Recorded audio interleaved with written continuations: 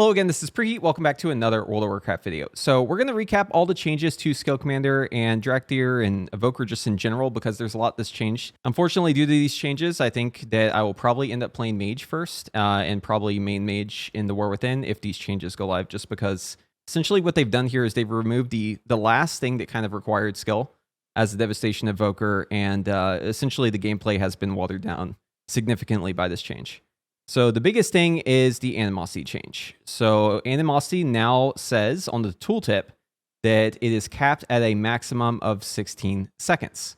So for those of you who know how Dragon Rage works and how extensions work, you get 18 seconds of Dragon Rage, and then each time you use an Empower spell, it extends at 4 seconds. So 16 seconds would mean 4 extensions, which is the baseline. That is the minimum amount. A naked Evoker with no haste buffs can always get 4 extensions. This tooltip is not correct though. Like in practice, you can actually get your animosity to go 1 extra 1 for some reason. I'm not really sure why. So you're able to get, instead of 34 seconds, you'd be able to get 38 seconds. But chasing extensions is something that I know a lot of people on live have different opinions on. On live, it's way easier, obviously, if you have some sort of haste buff to chase extensions. But live is not what we should be talking about here. We should be talking about how it is in the War Within, because there are a lot of reasons why in the War Within, getting animosity to proc to that 5th extension, 6th extension is actually much easier than it is on live. And probably the biggest one is Mass Disintegrate, because every time you use Mass Disintegrate, you get causality procs. That's your cooldown reduction from those additional disintegrates. So getting extensions is actually much easier on the War Within, just as a baseline. We also have our tier bonus. So Blizzard has released the tier bonuses for the War Within, and it looks like for Devastation, the tier bonus is actually perfectly tailored to getting that 5th and 6th extension, because Eternity Surge's cooldown is now reduced and also grants Essence Burst. Both of the points here in this tier bonus 4-piece make it so it's significantly easier to get that 5th and 6th extension, because Eternity Surge cooldown obviously being 5 seconds less means 10 seconds less in your first 2 Eternity Surges. Plus you're also getting 2 additional Essence Bursts, which also helps you get those extensions very, very easily. But what Blizzard said on this change is that they've capped animosity because they want to keep the extension gameplay quote-unquote healthy and not reliant on effects like power infusion. There's a couple things that I take issue with on this response here. Number one is that power infusion is a spell that another class has. And if there's really a problem with power infusion, and it has been a problem, you know, historically for like DKs, rogues, other classes, why are we nerfing the classes that work well with power infusion as opposed to addressing the core of the issue, which is power infusion itself? Also, this is out of touch because you don't need to have power infusion to get extra extensions. That's not even true on live. Like, you can easily get those extensions in AoE. You can easily get those extensions by playing well, even in single target, or just getting lucky with honed power procs. You don't need PI to get your 5th extension. And especially you don't need it in the War Within, because again, Mass Disintegrate makes it so easy to get those extensions because you're getting causality on 3 targets. This is effectively killing any funnel that Skill Commander would have, because you're not getting those extensions anyways. You're not getting them from AoE, which is something that is going to hurt Devastation Evoker AoE a lot. Class that's already not very good in Mythic Plus because Augmentation exists is now getting worse. And then also any interactions with the tier that are hyped, because you get that cooldown reduction on Eternity Surge and you get the Essence Burst from it. That also doesn't matter because now the extensions are also no longer a thing. You just can't get those extensions. What this changes pretty much down to RNG in your parse. So there's very little skill left with Devastation. I would say it's probably one of the most simple classes to play, just like in general, definitely the lowest APM. And this change just makes it even more. They're doubling down on the simplicity of the class, which is kind of ironic given that you have to type out advanced whenever you make this class. Another change that's making me really not too keen on Evoker in the War Within is that they're releasing the class restriction on Draktyr. One of the biggest benefits of being an Evoker is that you have access to the Draktyr racials. And so other classes are now going to be able to get that, like Mage. In fact, if you look at the screenshot, you see the Mage is actually the one in the screenshot, turning into the Evoker.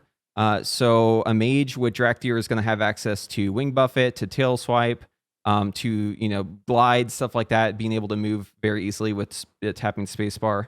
With the redesign of Fire Mage looking so good, and with the just extreme watering down of Devastation that's coming, I just don't really see a case for playing Devastation as your main unless you just really enjoy the Devastation playstyle. For me, in order to enjoy a class, there has to be something for me to actually, you know, chew into and try to improve my play and be able to play better than others is something that requires skill. You know, there's got to be something for me to work on. And if they're making the gameplay this simple, then that kind of eliminates any sort of skill expression, and it just kind of makes it not really fun. So I'm still planning to play Evoker in the War Within, and I'll still continue to make guides for it. But unless this animosity change is reverted, I just don't really see much value in putting so much time into Devastation when it's clear that Augmentation will be better in Mythic Plus, especially with their new tier bonus. It's looking very, very strong. In addition to this, there's more. So they also changed the Evoker talents. Like if we look, obviously we have Spatial Paradox on the class tree, which is great. It's great that we'll have access to this in Raid. But they've also moved around some of the talents, making Zephyr a little bit harder to get now. Also, they've redone some of the Firestorm talents. Unfortunately, this isn't really making Firestorm viable, or viable in the sense that like you'd actually want to play it. It might be good enough that you have to play it. But Firestorm hasn't been redesigned. It is still a spell that takes 2 seconds to cast, and it is going to last 12 seconds, and it has a 20-second cooldown. So that means that enemies have to stay in the Firestorm to gain the benefits of Firestorm 12 seconds out of every 20 seconds. When it comes to ground effects in general are just kind of annoying to deal with because in the current meta, things move around a lot. You may have to move mobs around for stops. You might have to do it because of Sanguine. You might have to kite them because of bolstering. There's just like a million different reasons why the tank just can't stay completely still whenever you're AoEing. And the fact that you have to keep this up for 12 seconds out of every 20 seconds, that's more than half of the time that the mob would have to remain completely still. And it just doesn't really feel fun to play. There are some other cool talents though. So like Snapfire has now been changed so it works with Pyre, which is a great change. But again, since it deals with Firestorm, it's, you know, Firestorm doesn't move. So this is kind of like, in my opinion, a dead on arrival ability. We also have Feed the Flames, which is now going to give us increased damage in the Firestorm. But again, if enemies aren't in the Firestorm, then we don't get any value out of this. One thing that I do like here is Scorching Embers, giving enemies more damage from your fire spells whenever Fire Breath is active. The problem with this talent is the problem that Devastation's tree has had the entire expansion in Dragonflight and will continue to have until something is done here. The amount of damage you give up if you drop Scintillation or Causality is just too high. Like you can't be dropping these talents.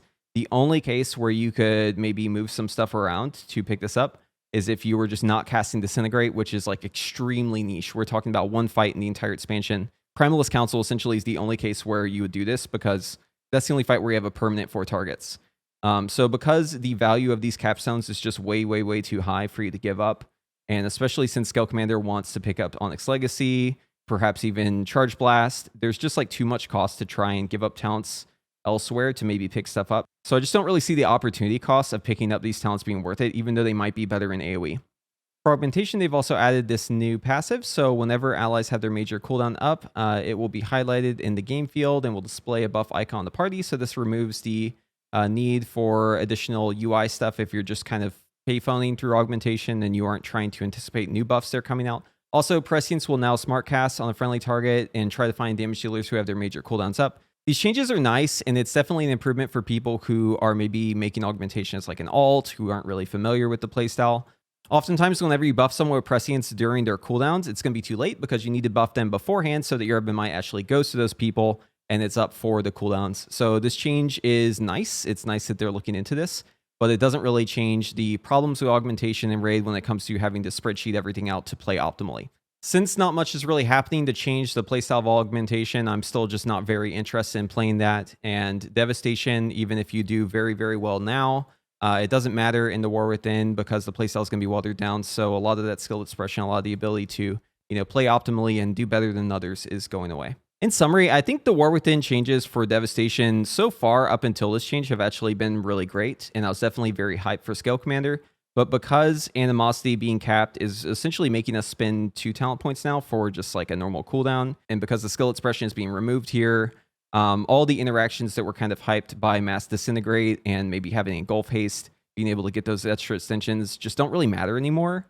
And I just don't really see myself playing this seriously until they maybe reevaluate this. So I am probably just going to plan to make my Fire Mage as my first character. And Fire Mage is looking like it'll be extremely strong. Like Frostfire, especially Mythic Plus, Raid content, I think it's just going to absolutely dominate the meta. So yeah, that's my plan for the War Within. And hopefully we get some update on this and we see more movement on the Firestorm situation, maybe reevaluate the design of this talent so that it follows the enemy, or just change it entirely. Until you do something like that, this tree is just going to kind of stay the same, and this left side is going to remain dead. So hopefully we see something like that change. And if not, that's fine. But, it's definitely going to change my plans in the War Within. So let me know what you think about these changes in the comments below. And if you like this video, be sure to give it a like. And if you want to see more of my content, be sure to subscribe to the channel and ring that notification bell. And hopefully I see you in the next one.